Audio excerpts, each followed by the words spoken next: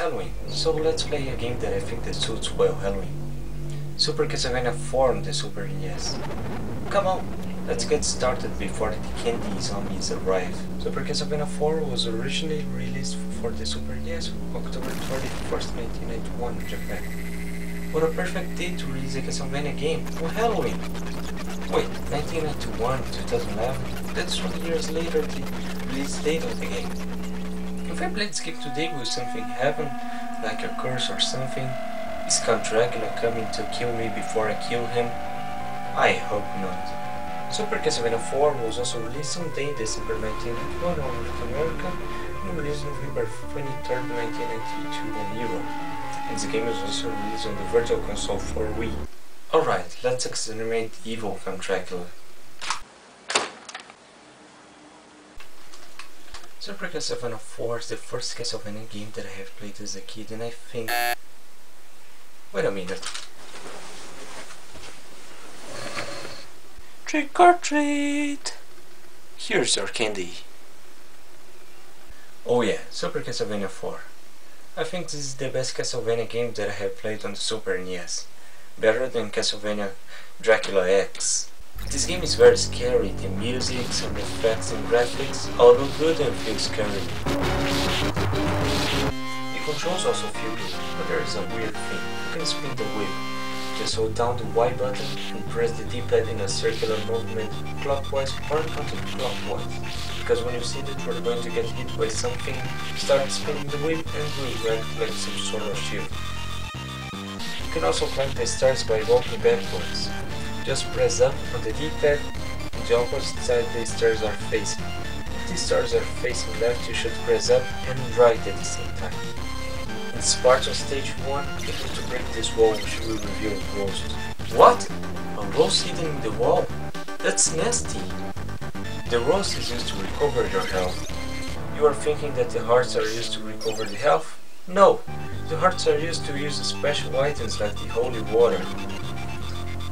In this part of stage 1, the whip can be used as a grappling hook. And in this part you have to use the holy water to kill those griffins and those horse heads.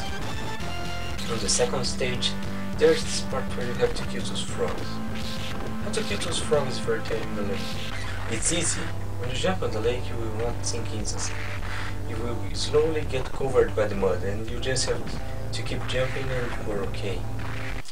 In this stage, the boss is with you and to kill it you just have to attack it a few times and when she dies, you are still in the second level.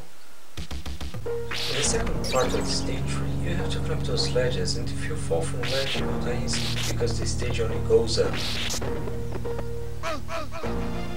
In the stage 3 boss, you have to kill those dragons, but they keep going up and down and they won't stay still a second. In this part of the stage 4, there are those dancing skeletons, look here.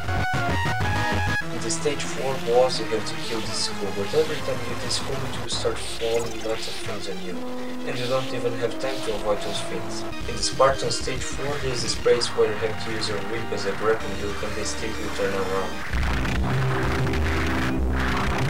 After that, you get in a part of the stage that there is this spinning 3D background that is so annoying, and it would be better if it wasn't 3D.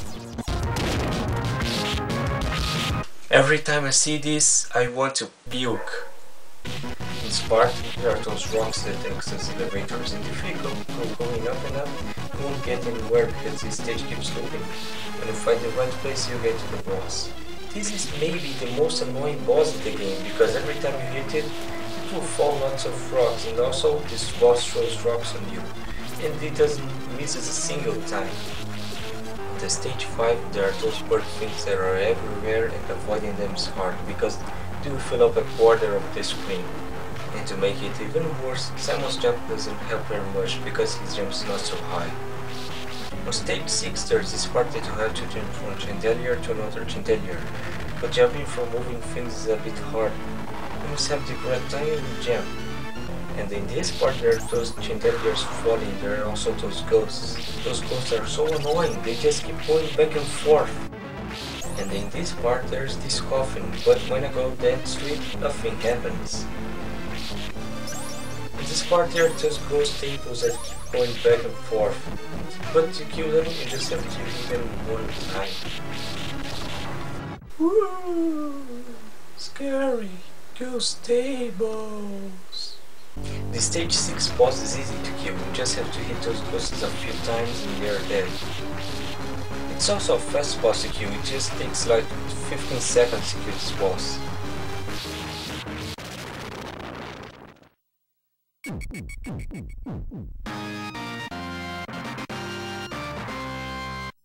In this part on stage 8 you will die instantly, only by touching those spikes. On the stage 8 boss you will fight the monster. Yeah, the monster, which was created by Dr. Frankenstein. That is awesome! Simon Belmont versus the monster.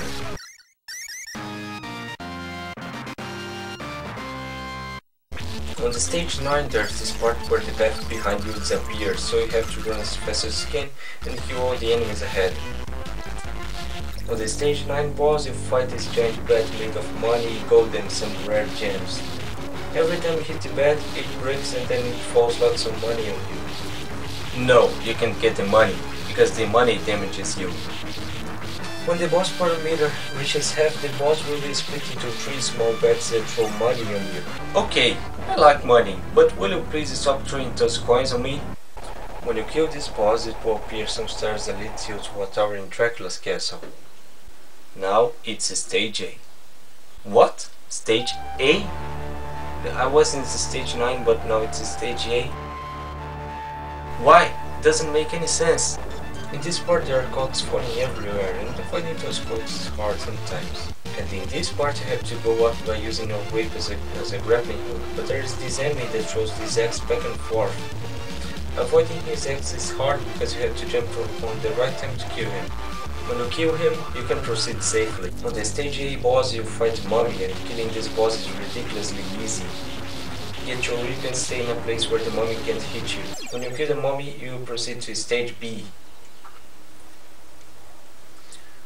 In the beginning of the stage B there are lots of stairs and skeletons, but you can avoid almost all of those skeletons. There are places where you can jump and land safely. After that part there is this part where the bridge breaks and there is no coming back.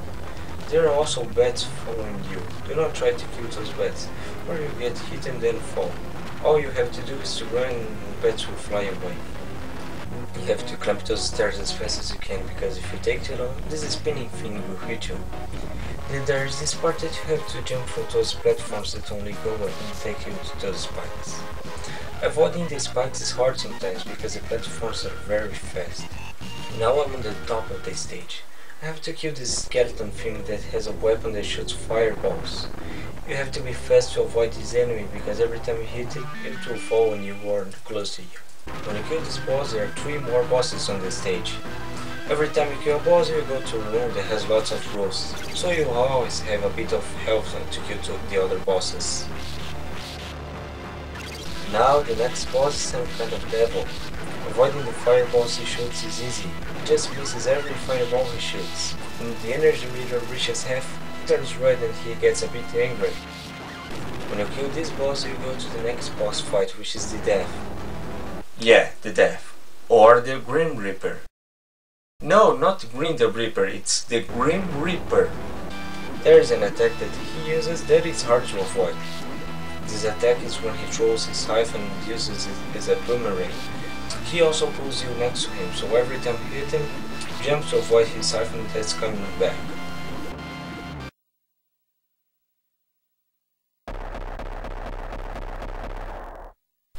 Okay, I killed the Death. Now what? Now it will appear some letters that lead you to a corridor, and when you walk, the candles are lit. I think this part of the stage is real scary because the music and the candles that are lit mysteriously put some new atmosphere in this game. It makes it even scarier. When you leave this corridor, you'll be taken to some stairs that lead you to the final boss, Dracula. Now it's only you and Dracula, no one else. To kill Dracula, you have to hit him in the face using a whip. When Dracula's almost dying, there is one last part to have to fight the regular version of Dracula. Now he is using those thunders to hit me. But avoiding those thunders is easy, because you can see where the thunders will land, so you have to be fast and avoid the thunders and hit Dracula in the face. When you finally kill Dracula, he will be burned by the light and he will transform into some bats. Now Simon Belmont is outside Dracula's castle and Dracula's castle collapses. Now it's the end of the game. What time is it? What? 6 AM? It can't be. There must be something wrong with the clock. I'll just go outside and check if it's really 6 AM.